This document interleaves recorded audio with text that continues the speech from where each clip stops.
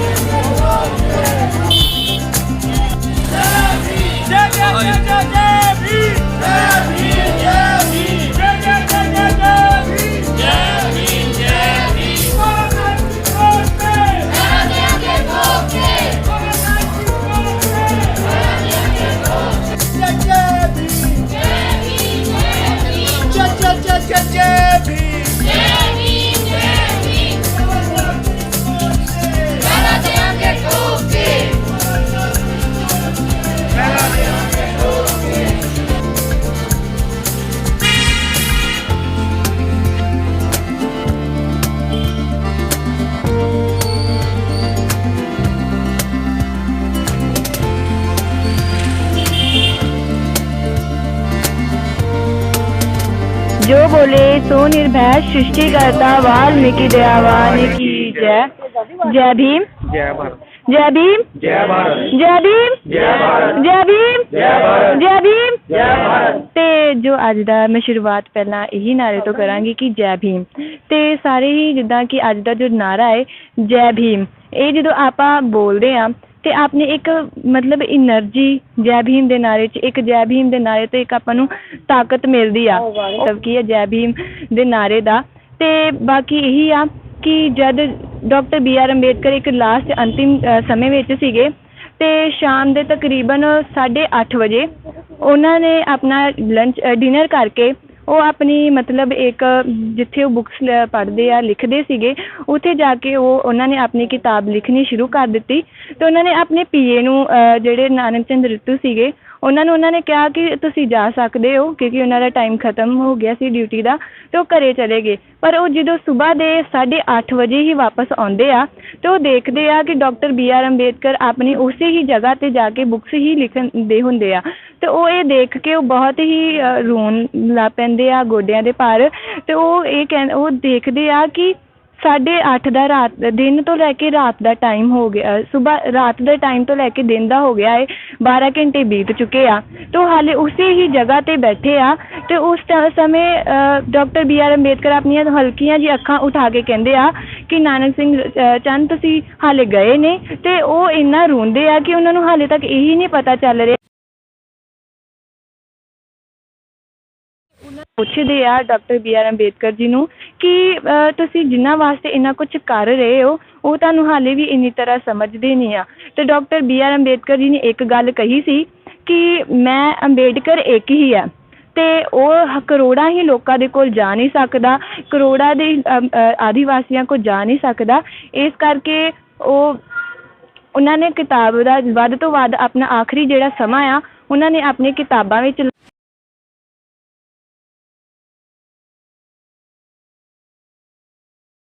ਮੈਂ ਸਰੀਰਕ ਤੌਰ 'ਤੇ ਭਾਵੇਂ ਦੁਨੀਆ ਦੇ ਵਿੱਚ ਨਾ ਰਹਾਂ ਪਰ ਮੇਰੀਆਂ ਜਿਹੜੀਆਂ ਕਿਤਾਬਾਂ ਆ ਉਹ ਹਮੇਸ਼ਾ ਹੀ ਇਸ ਦੁਨੀਆ 'ਤੇ ਰਹਿਣਗੀਆਂ। ਅਤੇ ਉਹ ਜਿਹੜੀਆਂ ਉਹਨਾਂ ਨੇ ਇਹੀ ਕਿਹਾ ਕਿ ਜਦ ਇਹ ਕਿਤਾਬਾਂ ਘਰਾਂ ਦੇ ਵਿੱਚ ਜਾਣਗੀਆਂ, ਜੇ ਬੱਚੇ ਇਹਨਾਂ ਨੂੰ ਪੜ੍ਹਨਗੇ ਅਤੇ ਕੋਈ ਵੀ ਦੁਨੀਆ ਦਾ ਕੋਈ ਵੀ ਇਨਸਾਨ ਰੋਕ ਨਹੀਂ ਸਕਦਾ ਉਹਨਾਂ ਨੂੰ। ਵੱਧ ਤੋਂ ਵੱਧ pilot, police officer, inspector, IAS, PCS ਬਣਨ ਤੋਂ ਰੋਕ ਨਹੀਂ ਸਕਦਾ। ਬਾਕੀ ਜੋ ਅੱਜ ਦੀ ਸ਼ਰਧਾਂਜਲੀ ਹੈ ਉਹ ਆਪਾਂ ਤੁਸੀਂ ਮੰਨੋ ਕਿ ਅਗਰ ਆਪਣੇ ਘਰਾਂ ਵਿੱਚ ਜੇ ਕਿਤਾਬਾਂ ਹੋਣਗੀਆਂ ਤਾਂ ਹੀ ਆਪਾਂ ਆਪਣੇ ਬੱਚਿਆਂ ਨੂੰ ਅੱਗੇ ਪੜ੍ਹਾ ਸਕਦੇ ਹਾਂ। ਅਤੇ ਅਸਲੀ ਸ਼ਰਧਾਂਜਲੀ ਇਹੀ ਹੋਊਗੀ ਕਿ ਅਗਰ ਆਪਾਂ ਡਾਕਟਰ BR ਅੰਬੇਦਕਰ ਜੀ ਦੇ ਇਸ ਸਮੇਂ ਵਿੱਚ ਉਹਨਾਂ ਦੀਆਂ ਵੱਧ ਤੋਂ ਵੱਧ ਕਿਤਾਬਾਂ ਪੜ੍ਹੀਏ ਅਤੇ ਅੱਗੇ ਆਪਣਾ ਵਿਚਾਰਧਾਰਾ ਜਿਹੜੀ ਉਹਨਾਂ ਨੇ ਆਪਾਂ ਨੂੰ ਦਿੱਤੀ ਸੀਗੀ ਆਪਾਂ ਉਹਨਾਂ ਨੂੰ ਅੱਗੇ ਵਧਾਈਏ। ਅਤੇ ਬਾਕੀ ਹੁਣ ਤੁਸੀਂ ਅੱਗੇ ਸਮਝਦਾਰ ਹੋ ਕਿ ਤੁਸੀਂ ਕੀ ਕਰਨਾ ਹੈ, ਆਪਣੇ ਬੱਚਿਆਂ ਨੂੰ IAS PCS ਬਣਾਉਣਾ ਜਾਂ ਕੁਛ ਹੋਰ। ਜੈ ਵਾਲਮੀਕੀ, ਜੈ ਭੀਮ, ਜੈ वाल्मीकि, जय वाल्मीकि, जय जय जय जय जय भीम, जय भीम, जय भीम, जय जय जय जय जय भीम, जय भीम, जय भीम। ਤੁਹਾਨੂੰ ਸਭ ਨੂੰ ਪਤਾ ਹੈ ਕਿ ਅੱਜ ਅਸੀਂ ਜੋ ਕੈਂਡਲ ਮਾਰਚ ਕੱਢੀ ਆ ਪੱਟੀ ਸ਼ਹਿਰ ਵਿੱਚ, ਉਹ ਕਿਸ ਲਈ ਤੇ ਕਿਉਂ ਕੱਢੀ ਆ? ਕਿਉਂਕਿ ਡਾਕਟਰ BR ਅੰਬੇਦਕਰ ਜੀ ਇੰਦਾ ਦੇ ਸ਼ਖਸ ਸੀ ਜਿਨ੍ਹਾਂ ਨੇ ਪੂਰੇ ਭਾਰਤ ਦਾ ਸੰਵਿਧਾਨ ਲਿਖਿਆ ਸੀ। डॉक्टर BR अम्बेडकर जी कहते हैं कि अपने आप को इतना काबिल बनाओ कि तुम्हें रोकने की कोशिश नहीं, साजिश की जानी चाहिए। यानी कि अगर मैं बात करूं डॉक्टर BR अम्बेडकर जी की, तो जब डॉक्टर BR अम्बेडकर जी ने 1928 को एक सम्मेलन स्टार्ट किया जिसमें 18 संगठन जो थे वो दलित समाज के थे। बाद में डॉक्टर BR अम्बेडकर जी ने जो अपनी दलित समाज की आवाज़ उठाने के लिए उन्होंने गोलमाल कॉन्फ्रेंस में जाकर अपने जो संविधान के लिए, अपनी जो अधिकार है उनके लिए अंग्रेज़ों के साथ, ब्रिटिश सेना के साथ अपनी बातचीत की और उनको बोला कि हमारे ये अधिकार हैं। आज तक हम ब्रिटिश सेना में अपनी जो ताकतें हैं दिखाते आए हैं। तो ये गोलमाल जो कॉन्फ्रेंस थी वो तीन बार चली, 1930 में, 1931 में और 1932 में, जिसमें डॉक्टर BR अम्बेडकर जी ने अपने संविधान को लेकर, अपने जो अधिकार उनके हक के लिए बातचीत की। इस बात को लेकर जो वल्लभ भाई पटेल थे उन्हें बहुत प्रॉब्लम होती थी। जब भारत का विभाजन हुआ तो वल्लभ भाई पटेल ने डॉक्टर BR अम्बेडकर जी को बोला कि मैं संसद के सभी दरवाजे और खिड़कियों को सबको बंद कर दूंगा, इतनी सी भी चीज़ नहीं खुली रहेगी जिससे तुम अंदर आ सकते हो। तो डॉक्टर BR अम्बेडकर जी ने बोला कि तुम जितनी मर्जी कोशिश करो, जितनी मर्जी साजिश करो, मैं तो अंदर आकर ही रहूँगा। इसी तरह जब भारत के संविधान की लिखने की बारी आई तो सभी सोचने लगे कि क्या करें, अब तो कोई संविधान लिख नहीं पाएगा, क्योंकि उस टाइम पे इतना कोई पढ़ा लिखा नहीं था। डॉक्टर BR अम्बेडकर जी ने MSc, PhD, डॉक्टरी, economics, MA political science, MA economics, MA history, sociology, हर चीज़ में जब भी उन्होंने पार्टिसिपेट किया तो मास्टर तक ही रहे। तो डॉक्टर BR अम्बेडकर जी अकेले भारत के वो शख्स थे जिनके पास 32 डिग्रियाँ थी उस टाइम पे। आज के टाइम में अगर बच्चों को 2 डिग्री से लेने पड़े तो उनके हाव भाव देखने को मिलते हैं। तो तब जब वल्लभ भाई पटेल ने बोला कि मैं तुम्हें अंदर नहीं आने दूंगा, भारत के संविधान की लिखने की बारी आ गई, तो सभी सोचने लगे क्या करें। तो तब डॉक्टर BR अम्बेडकर जी को गांधी और नेहरू ने मिलकर लेकर आए। उनको ना चाहकर भी उनको लाना पड़ा क्योंकि संविधान लिख नहीं पा रहे थे। तो यही जो मैंने पहले लाइन बोली थी कि आपको रोकने की साजिश की जानी चाहिए, तो वो वल्लभ भाई पटेल ने की। अब मैं बात कर रही हूँ डॉक्टर BR अम्बेडकर जी के जन्म की। डॉक्टर BR अम्बेडकर जी का जन्म 14 अप्रैल 1891 को हुआ और उनकी जो डेथ थी 6 दिसंबर 1953 को हुई थी।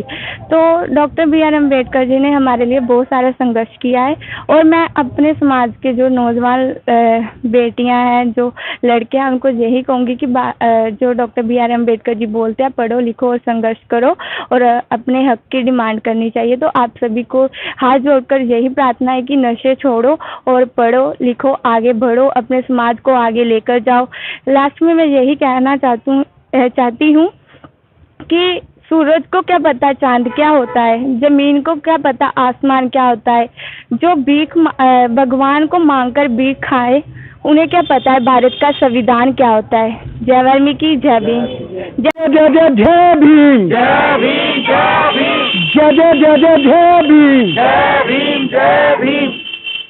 हाँ जी दोस्तों, मैं अज बाबा साहब अंबेडकर जी के बारे कुछ चंद क गल्लां कहना चाहुंदा हां। हुणे तुसीं देखिया कि बच्चों ने बहुत ही वधिया तरीके नाल बाबा साहब अंबेडकर जी बारे बोलिया, जो कि बाबा साहब अंबेडकर कहंदे सी कि शिक्षा शेरनी का दुध आ, जो पींदा आ वह दिहाड़ेगा। सानू कोशिश करनी चाहिए है कि बाबा साहब अंबेडकर जी की सोच ते पैरा भी देना चाहिए है, तो उन्होंने विचारों से भी चलना चाहिए है। बाबा साहब अंबेडकर जी ने बच्चों और महिला वास्ते बहुत ही वधिया काम किए ने, चाहे वो अदर कास्ट की महिला हो, चाहे वो कोई भी कास्ट की महिला हो। जो अज महिला चंगी चंगे पोस्टां और इंडस्ट्री एरिया के विच आ, वो बाबा साहब अंबेडकर जी के कारण ही है। बाबा साहब अंबेडकर जी का कारण उन्हां दी जो डेथ हुई वो 6 दिसंबर 1956 हुई। उस दिन हुई जदों बाबा साहब अंबेडकर जी बहुजन समाज नूं छड्ड के चल गए। उस टाइम बड़ा सन्नाटा छाया गया। बाबा साहब अंबेडकर जी उन्होंने बहुत ही वधिया विचारों को पढ़ना चाहिए है, और मैं अज दे युग के बच्चों को भी कहना चाहता है कि पढ़ो, जुड़ो और संघर्ष करो, नशा छड्डो, वध तो वध पढ़ाओ और खेडों वाल जरूर रुचि रखो। जय भीम, जय जय जय जय जय भीम, जय जय जय जय जय भीम, जय भीम। साथियों, जो कि साडे पट्टी शहर दे विच बाबा साहब अंबेडकर जी के नाम से पार्क बनाई आ, मैं सरकार अगे और साडे मानयोग मंत्री साहब भुल्लर साहब जी के अगे बेनती करना चाहुंदा है कि उस पार्क दे विच बाबा साहब अंबेडकर जी की प्रतिमा लगाई जाए, और उस प्रतिमा के आले दुआले जो शीशे दे विच कवर हुई होवे। बस मैं इन्नी ही बेनती करना चाहुंदा है मानयोग भुल्लर साहब जी के अगे। धन्यवाद। जय भीम। सब तो पहले तो मैं जिन्नी आई सारी संगत का धन्यवाद दिलों करदा वां। अज बरसी ही बाबा साहब अंबेडकर जी की, जिन्हों ने कि सारे समाज लिए बहुत योगदान दिता। सारा जिहड़ा उन्हां दा जीवन ही वो योगदान दे विच ही रहा, जिहदे विच की कि ये कल्ला उन्होंने वाल्मीकि समाज लिए नहीं कीता, सारे समाज लिए कीता उन्होंने। सब तो वधिया गल तो इहदे विच है कि इन्हों ने औरतां दे अधिकारां दी गल कीती। इहदे विच जिहड़ियां औरतां पहलां गुलाम सी, जिन्हां नूं उन्होंने आज़ादी दवाई, उन्होंने उन्हां दे अधिकार दिवाए ते उन्हां नूं इस शक्ति दवाई है कि औरत एक शक्ति है जिहड़ी कि सारे संसार दे नूं चलाउंदी है। उन्होंने इस समाज नूं सिक्ख्या दित्ती है कि औरत नूं कदी पैर की जुत्ती ना समझा जाए, इनू मोढे नाल मोढा नाल ला के इहदे नाल ही देश की तरक्की का योगदान बनता वा। ते असीं बाबा साहब दे जिहड़ा योगदान आ उन्होंने असीं भुला नहीं सकते, ते ना असीं उन्हां दा देन दे सकते हैं। ते साडी सारे समाज नूं इह सेध आ, असीं कहने आ कि इन्हां दी सेध आ कि जिहड़े भी साडा समाज जिहड़ा कि दूसरे पासे जाण दी कोशिश कर रहा वा, अपने धर्म परिवर्तन नूं कर रहे ने, धर्म परिवर्तन नहीं करना चाहिए, बाबा साहब जी के सिद्धांतां ते चलना चाहिए। जय भीम, जय भारत। क्यों बोले? जय वाल्मीकि, जय भीम जी, सारे साथियों जी। सो अज बाबा साहब जी 6 दिसंबर वाले दिन उन्होंने डेथ हुई सी, और उन्होंने याद दे विच जो कि कैंडल मार्च गांधी साहब तो लैके केंद्रीय मंदिर तक कढ़िया गया, और सारे का असीं बहुत धन्नवाद करते हैं जी। समूह समाज ने साडे ने साथ दिता जी, और सारे का बहुत बहुत धन्नवाद जी। जय भीम, जय भारत।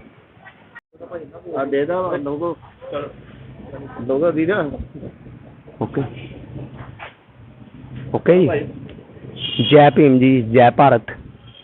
अज का दिन साडे लई बड़ा काला दिन सी कि सानू बाबा साहब छड्ड गए सी, ते इस विषय दे विच बाबा साहब की अज बरसी मना रहे ने, सारा समाज मना रहे ने, नतमस्तक हो रहे ने इन्हां गाड़ी कि सानू बाबा साहब ने बहुत कुछ दिता।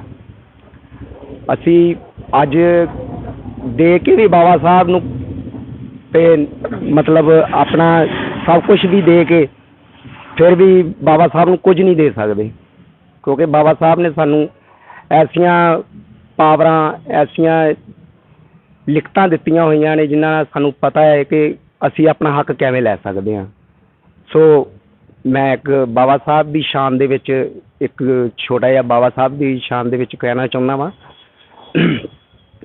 मेरे रहबर मेरे भीम प्यारे, तुमने बदले हैं वक्त हमारे। मेरे रहबर मेरे भीम प्यारे,